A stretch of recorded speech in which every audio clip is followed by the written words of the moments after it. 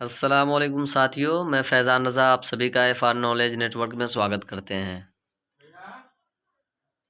آپ سبھی میں امید کرتا ہوں کہ آپ سبھی حضرات بہت ہی خیر و عافیت سے ہوں گے اور اس ٹھنڈ کے موسم میں اچھے طریقے سے ہوں گے، اور ماشاءاللہ ٹھنڈ بھی دھیرے دھیرے اپنے شباب پر چڑھتا ہوا جا رہا ہے، لیکن جس طریقے سے ٹھنڈ اپنی جوانی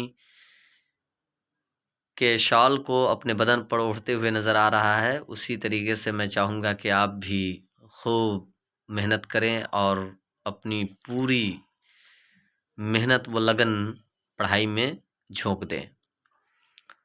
تو آج ہم سبھی سر سید کا بچپن، یہ جو سواں الطاف حسین حالی نے لکھا ہے، اس کے بارے میں ہم سبھی پڑھیں گے۔ اس سے پہلے والی ویڈیو میں الطاف حسین حالی کی حیات و خدمات اور یہ سبق سر سید کا بچپن، جو کہ الطاف حسین حالی کی سواں حیات جاوید سے لی گئی ہے، اس کا خلاصہ ہم سبھی نے پڑھا۔ ساتھ ہی ساتھ سواں کی تعریف بھی ہم سبھی پڑھ چکے ہیں۔ تو چلیے اسٹارٹ کرتے ہیں آج کا یہ سبق۔ بہت ہی معتبر سبق ہونے جا رہا ہے، بہت ہی دلچسپ سبق ہونے جا رہا ہے۔ میں یہ چاہوں گا کہ آپ سبھی ساتھی اپنے اپنے دوستوں کو شیئر کر دیں تاکہ بچے اس ویڈیو کو دیکھ کر کچھ سبق حاصل کر سکیں۔ تو چلیے اسٹارٹ کرتے ہیں۔ سر سید کا بچپن۔ کہہ رہے سر سید کا بچپن، سر سید کے خاندان کا حال، سر سید کے خاندان کا حال جس قدر ہم نے لکھا ہے، شاید ناظرین کتاب اس کو قدر ضرورت سے زیادہ خیال کریں گے۔ حالی کہتے ہیں کہ سر سید کے خاندان کا حال جس قدر ہم نے لکھا ہے، شاید ناظرین کتاب اس کو قدر ضرورت سے زیادہ خیال کریں گے۔ یعنی ناظرین کتاب مطلب کتاب کو دیکھنے والے، کتاب کو پڑھنے والے ضرورت سے زیادہ خیال کریں گے۔ لیکن بائیوگرافی کا اصل مقصد جو ہیرو کے اخلاق و عادات و خیالات کا دنیا پر روشن کرنا ہے، وہ اس وقت تک پورا نہیں ہو سکتا جب تک یہ نہ کہا جائے کہ ہیرو میں اخلاق و عادات اور خیالات کہاں سے آئے اور ان کی بنیاد اس میں کیوں کر پڑی۔ انسان میں کچھ خصلتیں جبلی ہوتی ہیں جو آبا و اجداد سے بطور میراث کے اس کو پہنچتی ہے۔ یعنی کہ علامہ الطاف حسین حالی کہہ رہے ہیں کہ میں نے جو سر سید کے بارے میں یہاں پر جو لکھنے کی کوشش لکھا ہے، ناظرین کتاب یعنی کتاب پڑھنے والے یہ سوچیں گے کہ شاید ضرورت سے زیادہ اس میں لکھ دیا گیا، لیکن ایسا نہیں ہے، کیونکہ سواں کے جو بھی ہیرو ہوتے ہیں ان کے اخلاق و عادات لکھنے کے ساتھ ساتھ اب وہ اخلاق و آداب کہاں سے آئے، کیسے آئے، اس کے بارے میں بھی لکھنا ہوتا ہے۔ لیکن انسان کی جو کچھ خصلتیں ہوا کرتی ہیں وہ جبلی ہوتی ہیں، جو آبا و اجداد یا میراث میں اس کو پہنچ جاتی ہے، مل جاتی ہے۔ جیسا کہ آپ سبھی دیکھتے ہوں گے، جانتے ہوں گے کہ کسی کے گھر میں اگر کوئی ولی ہوتا ہے تو اسی خاندان سے کوئی نہ کوئی چشم و چراغ ولی بن کر پیدا ہو جاتا ہے۔ کوئی اگر ڈاکٹر ہوتا ہے تو میراث کے طور پر بآسانی وہ ڈاکٹر بن جاتا ہے۔ یعنی گویا کہ جو جس خاندان سے ریلیٹڈ رکھتا ہے اور اس خاندان میں جیسے لوگ ہوتے ہیں، کوئی نہ کوئی ویسا بن کر چمکتا ہے۔ تو بس وہی چیز آج ہم دیکھنے جا رہے ہیں۔ کہہ رہے اور زیادہ تر وہ اخلاق و عادات ہوتے ہیں جو بچپن میں نامعلوم طور پر وہ اپنے خاندان کی سوسائٹی سے اکتساب کرتا ہے، اور جو رفتہ رفتہ اس درجہ تک پہنچ جاتا ہے کہ جس کی نسبت حدیث میں آیا ہے کہ پہاڑ اپنی جگہ سے ٹل جائے تو ٹل جائے، لیکن آدمی اپنی جبلت سے نہیں ٹل سکتا۔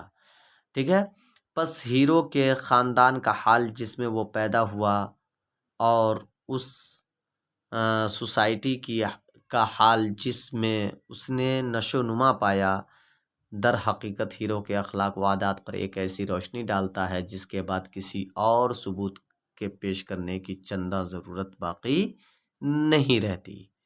یعنی حالی کہہ رہے ہیں کہ اگر کسی کا بھی سواں ہم بیان کر رہے ہیں اور ان کے حالات، ان کے کردار سب بیان کر دیے، اور ساتھ ہی ساتھ یہ بھی کہا ہے کہ کچھ لوگ ایسے ہوتے ہیں جن کی عادت اور خصلتیں جبلی ہوتی ہیں، یعنی ان کو میراث میں ملتا ہے۔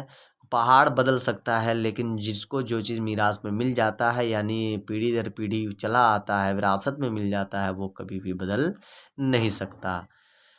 سر سید کے پیدا ہونے سے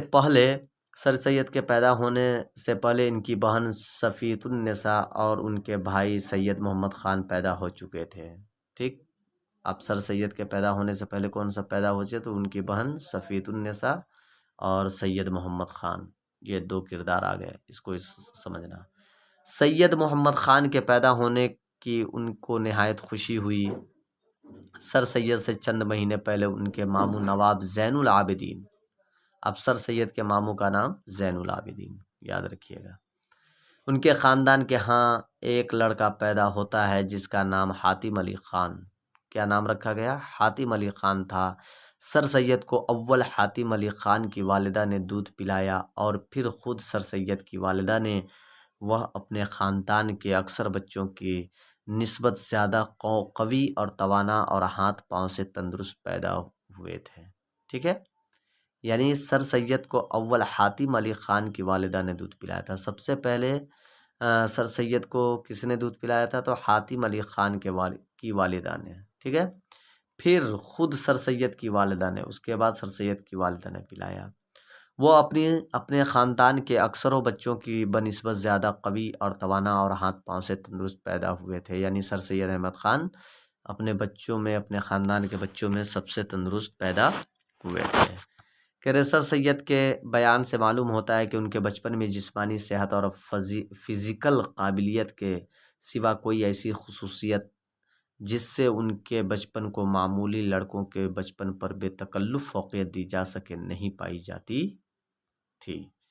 یعنی کہ سر سید کے بیان سے معلوم ہوتا ہے کیا کہ بچپن میں جو جسمانی صحت اور فزیکل قابلیت کے سوا، جسمانی اور فزیکل جو قابلیت ان کے اندر میں تھی، اس کے سوا ایسی خصوصیت جس سے ان کے بچپن کو معمولی لڑکوں کے بچپن پر بے تکلف فوقیت دی جا سکے نہیں پائی جاتی تھی۔ یعنی کہنے کا مطلب سر سید کو ڈائریکٹ کسی کے جیسا یا کسی سے کمتر نہیں سمجھا جا سکتا تھا، بلکہ سر سید صرف جسم اور جسمانی اعتبار سے بہتر تو تھے ہی، ساتھ ذہین بھی تھے، اچھے بھی تھے اور بچوں کے بنسبت۔ ٹھیک ہے، یعنی جیسے کہ بعض بچے ابتدا میں نہایت ذکی اور طبع اور اپنے ہم جولیوں میں سب سے زیادہ تیز اور ہوشیار ہوتے ہیں، سر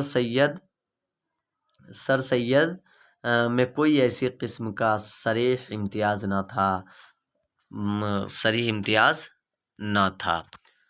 معلوم ہوتا ہے کہ انہوں نے اپنے قواعد ذہنیہ کو محض دماغی ریاضت اور لگاتار غور و فکر سے بتدریج ترقی دی تھی، اور اسی لیے ان کی لائف کا آغاز معمولی آدمیوں کی زندگی سے کچھ زیادہ چمکدار معلوم نہیں ہوتا، لیکن جس قدر آگے بڑھتے جائے اسی قدر اس میں زیادہ عظمت پیدا ہوتی جاتی ہے، یہاں تک کہ ہیرو کو معمولی آدمی کی سطح سے بالا تر کر دیتی ہے۔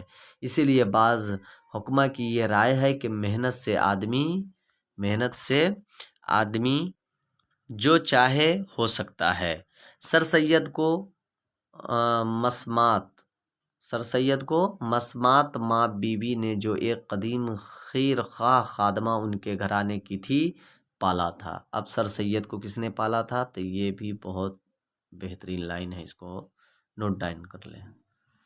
کس نے پالا تھا؟ تو قدیم خادمہ نے، ماں بی بی نے، جو قدیم خادمہ تھی یعنی پرانی نوکرانی تھی، اس لیے ان کو ماں بی بی سے نہایت محبت تھی۔ وہ 5 برس کے تھے جب ماں بی بی کا انتقال ہوا۔ کتنے سال کے تھے؟ تو 5 برس کے تھے۔ ان کا بیان ہے کہ مجھے خوب یاد ہے کہ ماں بی بی مرنے سے چند گھنٹے پہلے فالسے کا شربت مجھ کو پلا رہی تھی۔ جب وہ مر گئی تو مجھے اس کے مرنے کا نہایت رنج ہوا۔ میری والدہ نے مجھے سمجھایا کہ وہ خدا کے پاس گئی ہے، بہت اچھے مکان میں رہتی ہے، بہت سے نوکر چاکر اس کی خدمت کرتے ہیں اور اس کی بہت آرام سے گزرتی ہے۔ تم کچھ رنج مت کرو۔ مجھ کو ان کے کہنے سے پورا یقین تھا کہ فی الواقع ایسا ہی ہے۔ ٹھیک، مدت تک ہر جمعرات کو اس کی فاتحہ ہوا کرتی تھی اور کسی محتاج کو کھانا دیا جاتا تھا۔ مجھے یقین تھا کہ یہ سب کھانا ماں بیوی کے پاس پہنچ جاتا ہے۔ اس نے مرتے وقت کہا کہ میرا تمام زیور سید کا ہے، مگر میری والدہ اس کو خیرات میں دینا چاہتی تھی۔ ٹھیک، ایک دن انہوں نے مجھ سے پوچھا کہ اگر تم کہو تو یہ گہنا ماں بیوی کے پاس بھیج دوں؟ میں نے کہا ہاں بھیج دو۔ والدہ نے وہ سب گہنا مختلف طرح سے خیرات میں دے دیا۔ بچپن میں سر سید پر نہ تو ایسی قید تھی کہ کھیلنے کودنے کی بالکل بندی ہو، اور نہ ایسی آزادی تھی کہ جہاں چاہیں اور جس کے ساتھ چاہیں کھیلتے کودتے پھرے۔ ٹھیک، یعنی کھیلنے پہ قید بھی نہیں تھی، لیکن یہ بھی نہیں تھا کہ جس کے ساتھ چاہیں ویسے کھیلے، ایسا نہیں تھا۔ یعنی کھیلو لیکن اچھے لوگوں کے ساتھ کھیلو، اچھے بچوں کے ساتھ کھیلو۔ ان کی بڑی خوش نصیبی یہ تھی کہ خود ان کے ماموں، ان کی خالہ اور دیگر نزدیکی رشتہ داروں کے 14-15 لڑکے ان کے ہم عمر تھے جو آپس میں کھیلنے کودنے کے لیے کافی تھے۔ اس لیے ان کو نوکروں اور اجلافوں کے بچوں اور اشرافوں کے آوارہ لڑکوں سے ملنے جلنے اور ان کے ساتھ کھیلنے کا بھی موقع نہیں ملا۔ ان کے بزرگوں نے یہ اجازت دے رکھی تھی کہ جس کھیل کو تمہارا جی چاہے شوق سے کھیلو، مگر کسی کھیل کو چھپا کر مت کھیلو۔ دیکھیے کتنی بہترین تربیت ہے کہ جو کھیل تم چاہتے ہو کھیلو، لیکن چھپا کر مت کھیلو۔ ظاہر سی بات ہے، ہو سکتا ہے کوئی ایسا کھیل کھیلے چھپا کر جس میں حادثات کا اندیشہ زیادہ ہو، کوئی خطرہ ہو، اس لیے بچے ہمیشہ کوئی بھی گیم کھیلے تو وہ دکھا کر کھیلے۔ اس لیے سب لڑکے جو کھیل کھیلتے تھے اپنے بڑوں کے سامنے کھیلتے تھے۔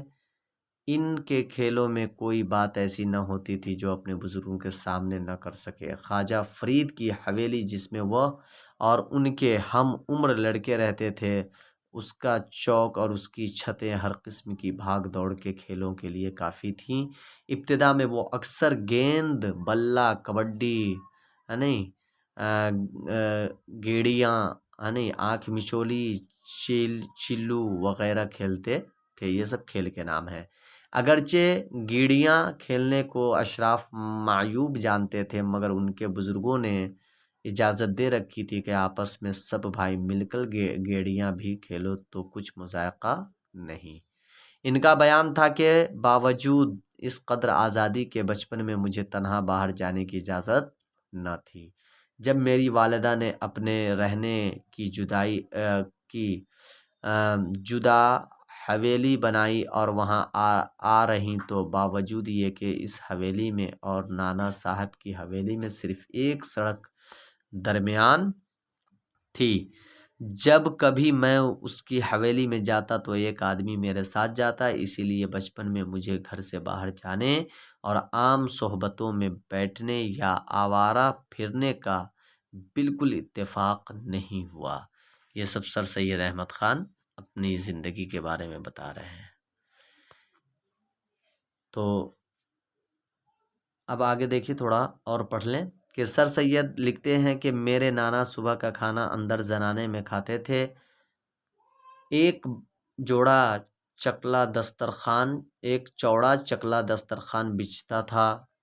بیٹے بیٹیاں، پوتے پوتیاں، نواسے نواسیاں اور بیٹوں کی بیویاں سب ان کے ساتھ کھانا کھاتے تھے۔ بچوں کے آگے خالی رکابیاں ہوتی تھیں۔